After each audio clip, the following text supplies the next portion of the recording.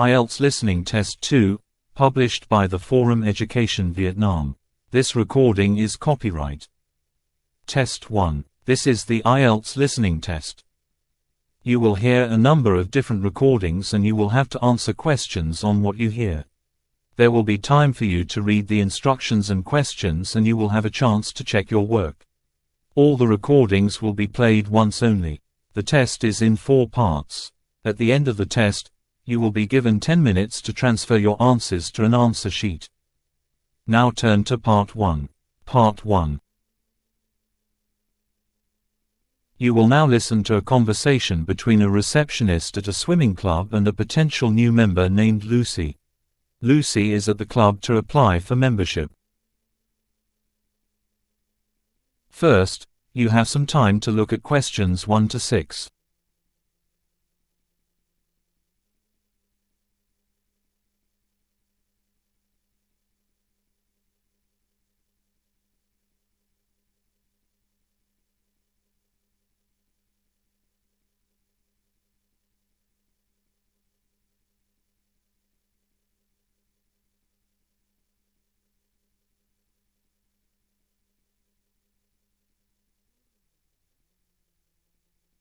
Now listen carefully and answer questions 1 to 6.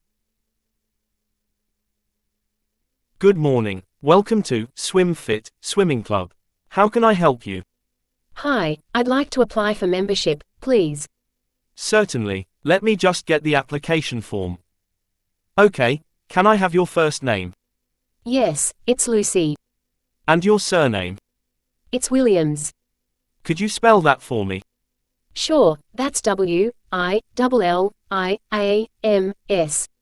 Thank you. Now, your date of birth. It's the 12th of April, 1995. Great. And your address? It's 27 Greenfield Road. Is that in Bristol? Yes, that's right. And your contact number? My mobile is 0798 765 4321. Let me read that back to you. 0798 765 4321. Yes, that's correct. Thanks. Now, we have 2 types of membership, monthly and annual. Which do you prefer? I think I'll go with the annual membership. It's better value in the long run. Good choice. Now, could you tell me your level of swimming experience? Are you a beginner, intermediate, or advanced swimmer? I'd say intermediate. I've been swimming regularly for a few years. Excellent. That means you can join most of our classes straight away.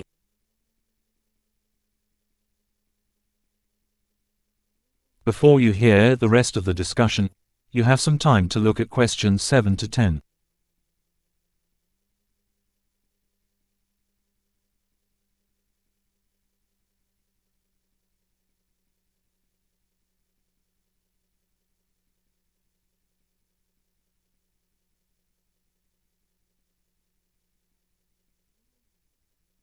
Now listen and answer questions 7 to 10.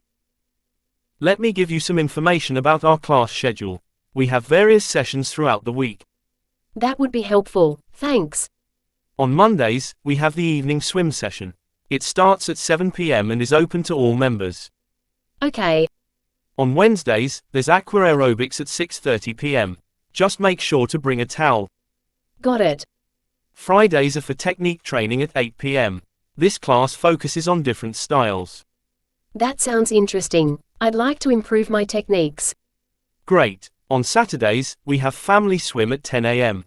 If you have children under 12, they must be accompanied. I don't have kids, but good to know. Lastly, on Sundays, there's a lifeguard course at 9 a.m. If you're interested, you must register at the reception desk. I might look into that in the future. Please do. Do you have any questions? No, that's all clear. Thank you for your help. You're welcome. We look forward to seeing you at the pool.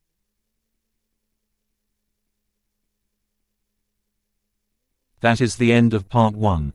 You now have 1 minute to check your answers to Part 1.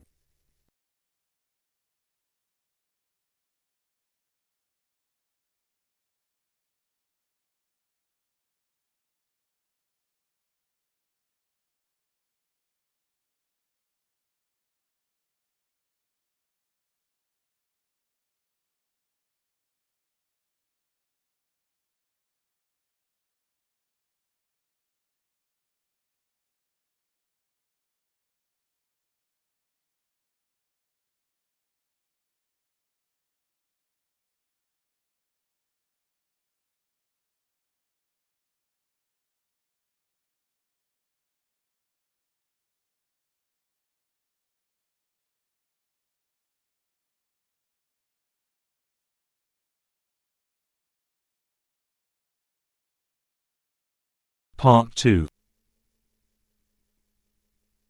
First, you have some time to look at questions 11 to 14.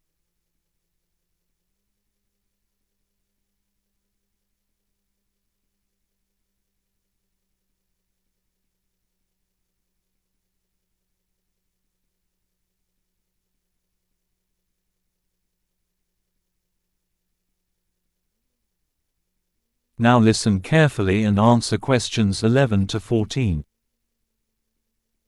Tonight we welcome Sarah Mitchell, an experienced beekeeper who has recently published a guide about urban beekeeping. She's here to share essential information about starting your own honeybee colony. Thank you. Let me begin with the most crucial aspect, safety. Beekeeping requires proper knowledge because while bees are generally gentle, they can be dangerous if mishandled. However, once you understand the basics, it's an incredibly rewarding hobby that provides you with fresh honey you simply can't find in stores. Safety always comes first, and that's why I emphasize never buying bee colonies from unregistered sources. Many diseases can spread this way, and it's easy for inexperienced people to mistake aggressive bee species for honeybees. You should also avoid setting up hives near schools or busy walkways for obvious reasons. Nothing compares to your own fresh honey. Commercial honey often sits on shelves for months and loses many of its natural properties. There are many myths about beekeeping that need addressing. Don't believe people who say bees only thrive in the countryside. This is completely false. Urban bees can be extremely productive, often more so than rural ones because cities have diverse plants flowering at different times.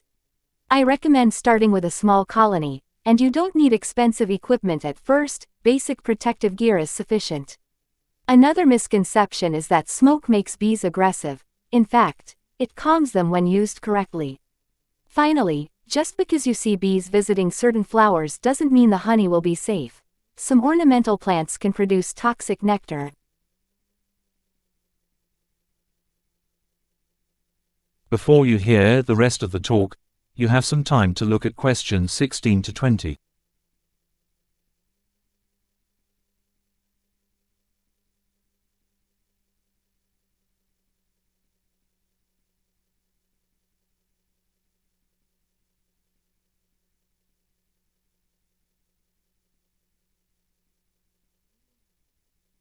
Now listen carefully and answer questions 16 to 20. While beekeeping is traditionally associated with rural areas, even a small urban backyard can be suitable. City gardens, rooftops, and community spaces all offer good locations for hives. But you need to inspect your colonies regularly, especially in spring and summer, as urban bees can quickly outgrow their hives and swarm. I often find the most productive hives are on city rooftops. If you're new to beekeeping, I strongly advise against starting alone. Join a local beekeeping association. They usually offer mentoring programs. There are some excellent beekeeping apps available now, but they can't replace hands-on experience. Going through a full season with an experienced beekeeper will teach you far more than any book or app could. Conservation is vital in beekeeping. Never take too much honey. Leave enough for the colony's needs. Avoid using pesticides in your garden, and be gentle when handling frames to protect the brood. Some native bee species are protected, so make sure you can identify honeybees correctly. We've seen declining bee populations in recent years. While more people are interested in urban beekeeping, the biggest threat is the loss of green spaces to development. New building projects are reducing forage areas, and increased use of pesticides in urban landscaping is affecting bee health. For honey storage, use clean glass jars with tight-fitting lids. Store them in a cool, dark place, not the refrigerator. Your honey will last indefinitely this way, though it might crystallize naturally. That's perfectly normal and can be reversed by gentle warming. Most people think honey just tastes sweet, but you'll be amazed by the variety of flavors urban honey can have. Try it in different foods. It's wonderful in baking, marinades, and drinks. Just remember that some people can have allergic reactions to fresh honey, so start with small amounts. Now, let me show you. That is the end of part 2. You now have 30 seconds to check your answers to part 2.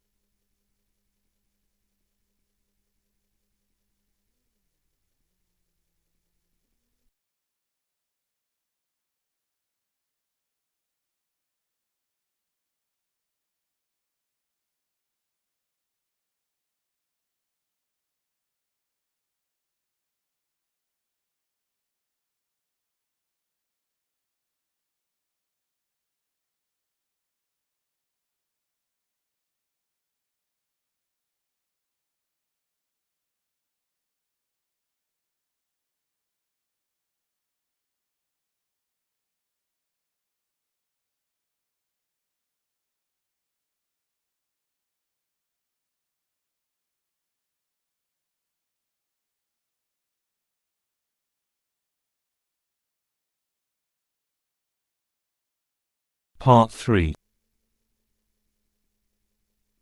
You will now listen to a discussion between two students about various environmental sustainability projects and the integration of AI technology in their efforts. First, you have some time to look at questions 21 to 24.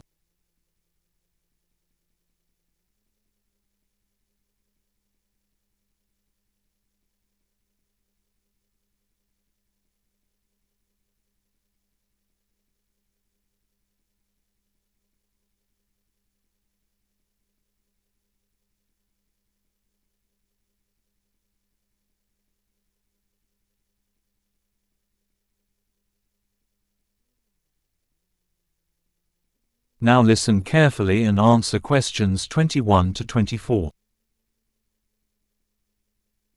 Hi Daniel. It's great to finally catch up. How have things been progressing with your urban gardening initiative? Hey Sophia. It's been quite a challenging yet rewarding journey. We've managed to set up 3 community gardens, but not without facing some significant hurdles. Oh? What kind of obstacles did you encounter? Primarily, navigating the local zoning laws was more complicated than I anticipated. Getting the necessary permits took longer than expected. Additionally, securing partnerships with local businesses for sponsorships was tougher because many were hesitant to commit funds without seeing a proven track record. I can see how that would be difficult. Did you face any issues with community engagement? Yes, initially, there was a lack of community interest. People were skeptical about dedicating time to gardening amidst their busy schedules. We had to organize several workshops and informational sessions to demonstrate the benefits and practical aspects of urban gardening to boost participation. Persistence definitely pays off. Switching gears a bit, I heard you're collaborating on developing a new smart home energy system. How's that going? It's an ambitious project. We're aiming to create a system that not only monitors energy usage in real time but also integrates seamlessly with wearable devices to optimize energy consumption based on the user's daily activities.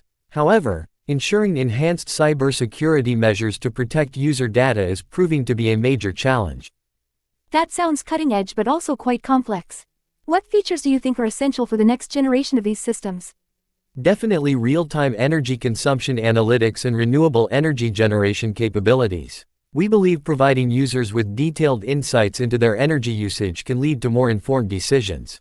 Additionally, the ability to generate renewable energy on-site, like through integrated solar panels, would make the system more self-sufficient and environmentally friendly.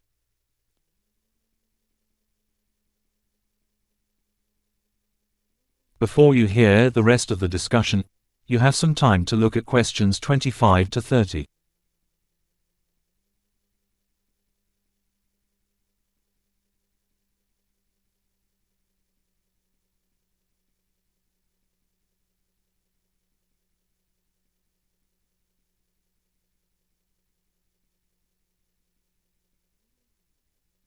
Now listen and answer questions 25 to 39.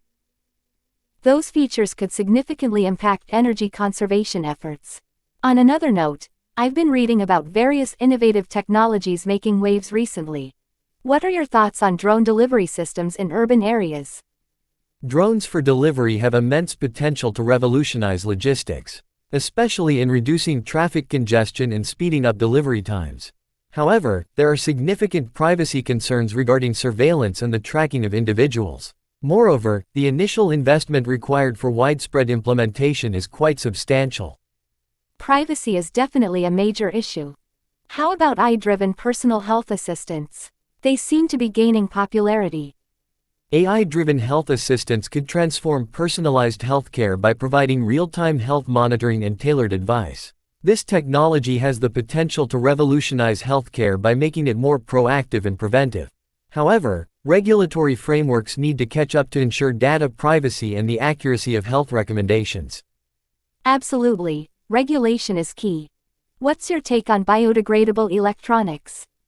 Biodegradable electronics are fascinating as they address the growing e-waste problem by reducing the environmental impact of discarded devices. The main drawback is that the technology is still in its infancy, and widespread adoption requires overcoming manufacturing challenges and ensuring that these devices meet durability standards. It's promising but certainly needs more development.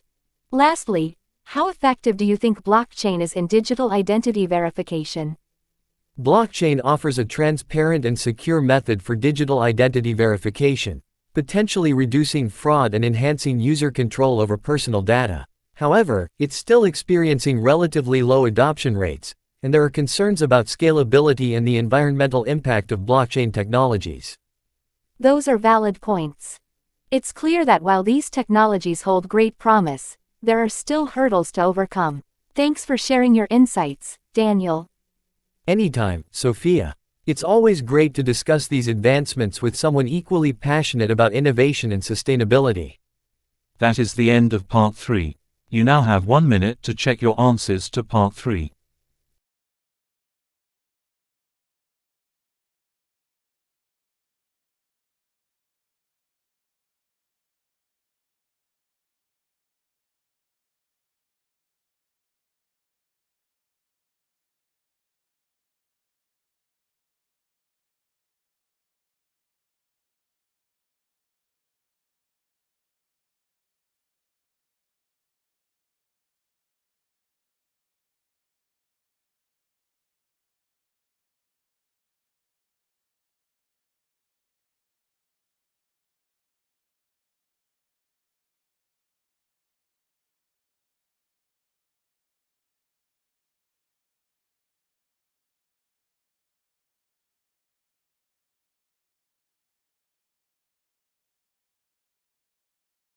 Part 4.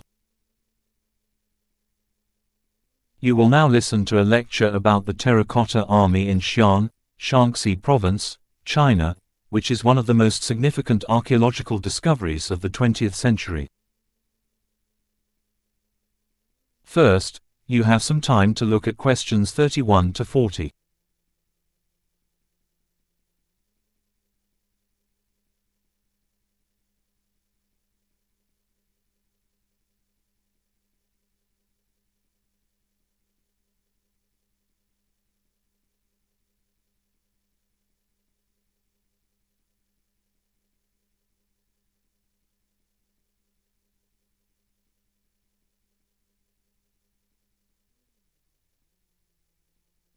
Now listen carefully and answer questions 31 to 40. Good afternoon, everyone. Today, I'm excited to share with you one of the most extraordinary archaeological discoveries, the Terracotta Army located in Xi'an, Shaanxi Province, China. This site has captivated historians and the public alike since its discovery and continues to offer invaluable insights into ancient Chinese civilization. The Terracotta Army was unearthed in 1974 by a group of local farmers who were digging a well about 1 mile east of the mausoleum of the first Qin emperor. These farmers, employing traditional farming methods, initially thought the clay figures were mere pottery. However, as they continued digging, it became evident that these were life-sized statues, each meticulously crafted to represent soldiers, chariots, and horses. What makes the Terracotta Army truly remarkable is its scale and the individuality of each figure. There are over 8,000 soldiers in the army alone, accompanied by 130 chariots and 520 horses. Each soldier has unique facial features and expressions, reflecting a high degree of artistry and craftsmanship. The artisans of the Qin dynasty used an assembly line approach, molding different parts of the figures separately before assembling them into complete statues. This method allowed for both efficiency and uniqueness in each figure's design. The primary purpose of the Terracotta Army was to serve as guardians for Emperor Qin Shi Huang in the afterlife. Emperor Qin, renowned for unifying China in 221 BCE, was deeply concerned with immortality and the continuation of his power beyond death. To achieve this, he commissioned the construction of a vast mausoleum complex, which included not only the Terracotta Army but also extensive underground tunnels, roads, and other structures designed to replicate his empire. Preserving the Terracotta Army poses significant challenges. The figures were originally painted with vibrant colors, but exposure to air and varying moisture levels in the soil have caused these paints to fade over time. Conservationists are employing advanced preservation techniques, such as maintaining controlled environmental conditions within the excavation site to stabilize humidity and temperature levels. Additionally, digital restoration methods are being utilized to virtually recreate the original colors and details without physically altering the fragile figures. The sheer number of statues also means that restoration is a painstaking and time-consuming process, requiring a combination of manual labor and technological assistance. Archaeologists are still uncovering more figures and expanding the understanding of the mausoleum complex. Recent excavations have revealed not only military personnel but also non-military figures like acrobats, musicians, and even soldiers' families. This broader representation suggests that Emperor Qin's vision encompassed a comprehensive portrayal of his society, extending protection and continuity to every aspect of his realm in the afterlife. In summary, the Terracotta Army stands as a monumental achievement of ancient Chinese engineering and artistry. It provides a window into the military organization, craftsmanship, and socio-political structures of the Qin dynasty. Ongoing preservation efforts and archaeological research aim to protect this heritage site and continue uncovering the secrets held within its clay confines. Thank you for your attention. That is the end of part 4. You now have 1 minute to check your answers to part 4.